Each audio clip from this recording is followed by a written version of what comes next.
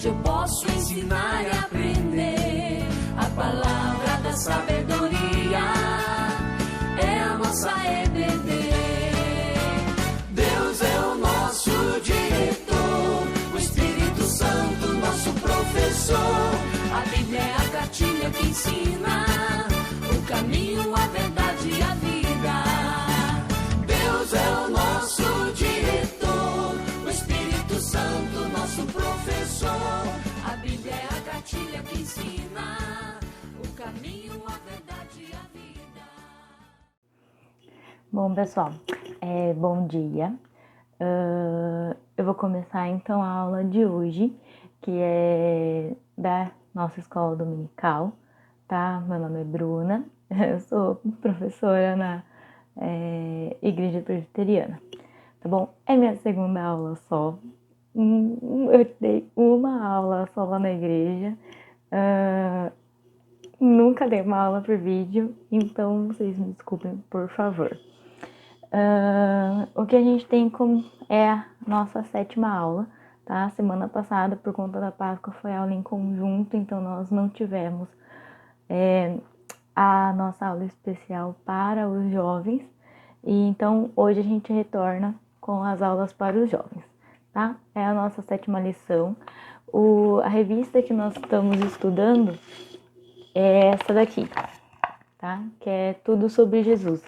Então, nós estamos analisando todo o Antigo Testamento à luz de que, com o objetivo final de que tudo que foi comentado, tudo que está escrito no Antigo Testamento tem o objetivo de retratar a história de Jesus que ia ser concretizada no Evangelho no Segundo Testamento, tá?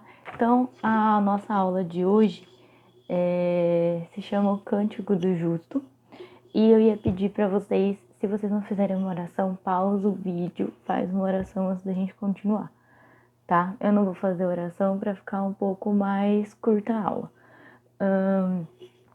Então, eu gostaria de pedir que vocês abrissem a Bíblia no Salmo 1º, tá bom? É ele que nós vamos estudar hoje. Na verdade, o Salmo 1º é o 2º, mas por enquanto nós só vamos ler o 1º. E eu vou ler aqui para vocês. Então, vamos lá. Salmo 1º, os justos e os ímpios. Tá? Bem-aventurado o homem que não anda no conselho dos ímpios, não se detém no caminho dos pecadores, nem se assenta na roda dos escarnecedores. Antes, o seu prazer está na lei do Senhor, e a sua lei medita de dia e de noite. Ele é como árvore plantada junto à corrente de águas, que no devido tempo dá o seu fruto, e cuja folhagem não murcha, e tudo quanto ele faz será bem-sucedido. Os ímpios não são assim, são porém como a palha, que o vento dispersa. Não, por isso, os perversos não prevalecerão no juízo, nem os pecadores na congregação dos justos. Pois o Senhor conhece o caminho dos justos, mas o caminho dos ímpios perecerá. Bom, aqui nesse texto, a gente consegue ver um geralzão que o autor do Salmo está dividindo as pessoas no mundo todo, basicamente em 2 classificações, tá? Os justos e os ímpios, tá? Isso uma história geral. O ímpio seria o quê? Como está escrito aqui, em contraste, né, com o justo, porque se ele está definindo o justo como aquele que medita na lei do Senhor dia e noite, e essa lei é o quê? É toda a palavra de Deus. Então, para a gente agora, na atualidade, né, é toda a Bíblia. Que a Bíblia, a gente acredita que é inspirada por Deus, então tudo que está escrito nela é a sua lei para conosco, tá? Então, tá falando aqui que o justo é aquele que medita dia e noite. Não é que você precisa ficar 24 horas com a Bíblia aberta o tempo inteiro fazendo só isso no seu dia. Não, impossível. Nem Jesus fazia isso, né? Ele tinha outras coisas para se fazer. Não dava. A gente tem coisas biológicas para ser feita, no mínimo. E então não é isso que o texto está dizendo. O que ele está dizendo é que a gente tem uma sede, a gente tem vontade de aprender, vontade de estudar. Ele está colocando aqui como é o ideal que a gente deveria fazer, tá? Ao contrário disso, é o ímpio que faz o quê? Não tá nem aí para a palavra do Senhor, não medita nela, muito se bobear não. Provavelmente é aquele que nem acredita que a Bíblia é realmente a palavra de Deus, nem acredita que existe um Deus, nada disso. Então, esse é o ímpio, e o texto aqui fala que o ímpio é como a palha, que o vento sopra e dispersa. Ele está colocando como a palha. A palha é o quê? É uma planta morta. Então ele está colocando como se a pessoa do ímpio, a pessoa que não acredita em Deus, é uma pessoa já morta, já é considerada morta. Qualquer coisa que aconteça, o vento sopra e já leva ele embora, porque ele não tem as raízes dele. Ao contrário disso, o texto vai falar que o justo, aí no versículo 3, ele é comparado ao quê? A uma árvore. E a árvore, ela tem o quê? Raízes. Grandes árvores têm raízes, às vezes, bem grandes. Na verdade, não tem muito como comparar isso. Na verdade, tem algumas plantas bem pequenas que têm raízes muito grandes e muito profundas. Então, aqui ele é colocado como uma árvore que é plantada junto a uma corrente de água. Então, que não murcha. Vamos trazer para a gente. Qual é a comparação que a gente faz? A árvore é para ser a gente. E quem é a nossa corrente de água? É a lei do Senhor. Então, é a palavra do Senhor.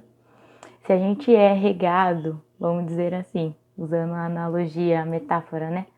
A analogia da árvore. Então, se a gente é regado todo dia com a corrente de água que não cessa, a gente vai sempre dar frutos. Aí, tem algumas pessoas, como a gente já tem estudado às vezes de quarta-feira não, de sábado, no estudo dos jovens, tá? A gente já viu sobre a teologia da prosperidade e um tempo atrás, acho que no final do ano passado, a gente viu sobre a teologia do coaching. A gente tem que tomar muito cuidado com essas duas coisas, que elas estão se modernizando. Então, até na verdade, eu que ajudei a dar essas aulas. Então, na verdade, tem algumas coisas, principalmente nas redes sociais agora, ainda mais que está muito em alta, que tudo é muito online, culto online, a gente fica muito propenso a ver vários pregadores por aí, e a gente tem que ver quem tem a base de quem a gente está vendo, tá? Eu vou dar um exemplo aqui, que é a que eu sei, provavelmente deve ter muitos outros, mas tem um cara que chama Thiago Brunetti, e ele é bem famosinho. Se vocês virem, dar um Google aí e der uma procurada na internet, no celular de vocês, vai ter, vocês vão lembrar da cara dele, muito provavelmente. E ele, na verdade, ele faz o coaching teológico. E ele prega, ele utiliza dessa passagem, desse tipo de texto, para falar, então, se a gente é filho de Deus, a gente tem que dar bons frutos. Mas os bons frutos que ele se refere, são bons frutos materiais. Bens, dinheiro, uma família boa, coisas boas nesse sentido. Mas, vamos fazer outra analogia. Se a gente está sendo regado por Deus, se é o que é o nosso sustento, é a palavra de Deus, como está escrito aqui, é um alimento espiritual. É aquela água que Jesus mesmo fala que se beber dessa água nunca mais terá sede. Então não é uma água física, não é a água que a gente vai lá na torneira, toma. É a água da palavra de Deus, que é o nosso nutriente. Então os nossos frutos vão ser espirituais também. É esse tipo de prosperidade que ele está se referindo, tá? Bom, mas vamos lá. Mas a gente é pecador. Aqui nesse texto está falando que o justo, tudo o que faz vai ser bem sucedido, nesse sentido que eu já expliquei. Mas tem como a gente ser bem sucedido em tudo que a gente faz? A gente é sempre justo? A gente sempre está meditando na palavra de Deus, fazendo aquilo que deve ser feito? Não. Então, esse salmo aqui trata de um ideal. Ele está se referindo a uma pessoa que fez tudo isso como ideal. E quem que é essa pessoa? Bom, a gente já tem uma ideia, né? Mas a gente vai utilizar o texto do segundo Salmo, Salmo 2, porque, só fazendo um outro parênteses aqui, quando o texto foi escrito, quando a Bíblia foi escrita, ela não era dividida, subdivididas por capítulos e versículos, era tudo um texto só. Então, se a gente lê batidão, o capítulo 1 e 2, sem ver que tem uma divisão, como se fosse um texto só, a gente utiliza o capítulo 2 para respaldar, falar quem que é a pessoa de que ele está se referindo, o autor, né, do Salmo está se referindo no capítulo 1, tá? Então, a gente vai ler agora, então, o capítulo 2, tá? Vamos lá. Que é o título que eles dão, né, é o reinado do ungido de Deus. Já começa aí. Por que se enfurecem os gentios e os povos imaginam coisas vãs? Os reis da terra se levantam e os príncipes conspiram contra o Senhor e contra o seu ungido, dizendo: rompamos os seus laços e sacudamos de nós as suas algemas. Vamos parar um pouquinho por aí. De quem que ele fala? Os príncipes são os príncipes da terra. Ele vai falar mais para frente sobre os reis da terra, os reis terrenos. E quem que é o ungido do Senhor? Aí o ungido a gente pode trocar pelo Messias ou o Rei dos Reis. Quem que é o ungido do Senhor? É o próprio Jesus, tá? Então o texto está se referindo sobre Jesus. Continuando no versículo 4. Ri-se daquele que habita nos céus, o Senhor zomba deles. Na sua ira, o seu tempo lhes há de falar, e no seu furor os confundirá. Eu, porém, constituí o meu rei. Isso aqui é Deus falando, tá? Eu, porém, constituí o meu rei sobre o meu santo monte Sião. Proclamarei o decreto do Senhor. Ele me disse: Tu és o meu filho, eu hoje te gerei. Pede-me e eu te darei as nações por herança, e as extremidades da terra por tua possessão. Com vara de ferro as regerás, e as despedaçarás, como um vaso de oleiro. Agora, pois, ó reis, sede prudentes, deixai-vos advertir o juízo da terra. Servi ao Senhor com temor e alegrai-vos nele com tremor. Beijai o filho, para que se não se irrite, e não pereçais no caminho, porque dentro um pouco se lhe inflamará a ira. Bem-aventurados todos os que nele se refugiam. Bom, vamos lá. Então, o capítulo 2 está tratando de quê? De quem, no caso? De Jesus. E tá falando aqui, fala em vários aspectos. É um ungido do rei. Ele tá mostrando aqui, ele fala, né? Deus fala depois no versículo 6. Eu, porém, constituí o meu rei sobre o meu santo monte Sião. O santo monte Sião aqui que ele se refere na Bíblia, em vários trechos, né, da Bíblia, ele consegue se referir, quando ele fala monte Sião, às vezes é só o monte, tá? Mas, em a maioria dos casos, ele está falando do templo que está construído lá no monte, ou até mesmo ele está se referindo, como tem o templo dele lá, a todo o povo de Jerusalém, que é o povo de Jerusalém, ou seja, é o povo de Deus, ele está se referindo ao seu povo. Então, ele está contando aqui toda a história, ele está fazendo referência àquilo que ainda iria se cumprir, de que ele tem um ungido, que é Cristo, é Jesus. Ele ia mandar esse filho dele, que ele fala aqui, tu és meu filho. Então, ele faz a referência de que ele vai mandar o filho dele, ele faz a referência de que ele vai ser o rei e ele fala que ele tem um povo. Então, tudo que a gente conhece como evangelho, de que Deus mandou seu filho, o evangelho. Deus mandou o seu filho primogênito para que todo aquele que nele crê não pereça, mas tenha vida eterna. Ou seja, ele seria um rei, ele tem um povo e morreu por esse povo. Bom, isso é para vocês entenderem o livro todo de Salmo, tudo que está escrito nos Salmos, que essa é a mensagem principal que eu quero deixar aqui para vocês, que é do nosso estudo. O objetivo central desse estudo é o quê? É mostrar que todos os salmos contêm a pessoa de Jesus. Porque tudo que está escrito na Bíblia é sobre a pessoa de Jesus. Então, nunca são histórias desconectadas. A gente aprendeu sobre a Páscoa, a gente aprendeu que José do Egito também foi um tipo de Cristo, Moisés, quando libertou o povo, foi um tipo de Cristo. É tudo sobre Jesus, exemplificando o Evangelho. Só para a gente tá quase encerrando, que é um estudo rapidinho, né? O capítulo 1 e o capítulo 2, eles são como se fosse uma introdução para o que viria a ser o restante dos salmos. Todos os outros salmos, se a gente for ver, tratam de algum sentimento, ou de gratidão por alguma conquista, ou de medo por alguma coisa, ou de tristeza. Tem alguns que é profunda depressão. Tem todos os tipos de sentimento que a gente tem na nossa vida estão relatados nos salmos. O Salmo 1 e 2, no final, é uma introdução para tudo isso. Então, o último versículo do Salmo 2, que bem no finalzinho, ele fala assim: bem-aventurados todos os que nele quem? Cristo, se refugiam. Então já é uma introdução para o restante dos salmos.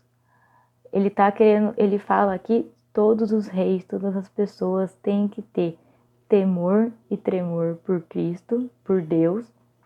E bem-aventurados, felizes todos aqueles em que Deus se refugiam. Se refugiam como? Que fogem para Ele. Que se estão felizes, agradeçam a Ele. Que se estão tristes, encontram refúgio em Cristo. Que se estão com dor, pede para Deus. Tudo esse tipo de coisa. E isso tem muita característica, dá pra gente trazer muito para a parte prática nossa de agora, no momento de agora, tá? Só pra gente encerrar, eu queria ler o texto de Jeremias, que por sinal está na nossa revista também. Então, Jeremias 17, de 7 a 9. Bendito o homem que confia no Senhor e cuja esperança é o Senhor, porque ele é como a árvore plantada junto às águas, que se estende as suas raízes para o ribeiro e não receia quando vem o calor. Mas a sua folha fica verde, e no ano de sequidão não se perturba, nem deixa de dar fruto. Enganoso é o coração, mais do que todas as coisas, e desesperadamente corrupto, quem o conhecerá? Tá falando aqui, como ele já fez analogia no Salmo 1, no Salmo 1, que a gente é a árvore, que o homem que confia no Senhor é como a árvore.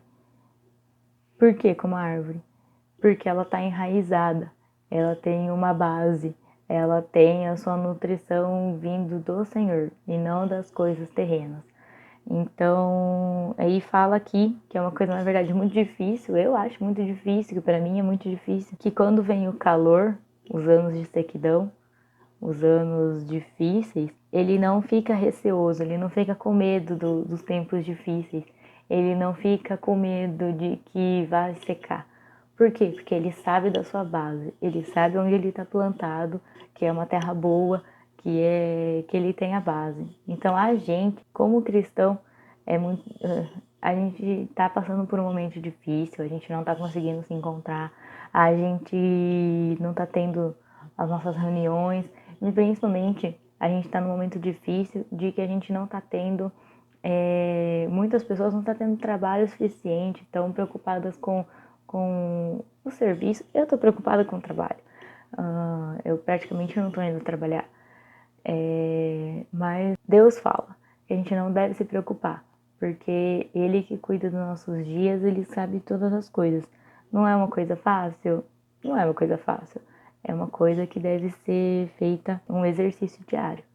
Mas se toda a Bíblia foi escrita com um propósito de mostrar a Cristo, com um propósito de mostrar que tudo é com base no Evangelho, de Jesus ter vindo para a Terra e morrido por nós, então, Se tudo foi esquematizado, se tudo foi planejado para que isso acontecesse, por que nós vamos nos preocupar com isso? Deus vai suprir as nossas necessidades, tá bom?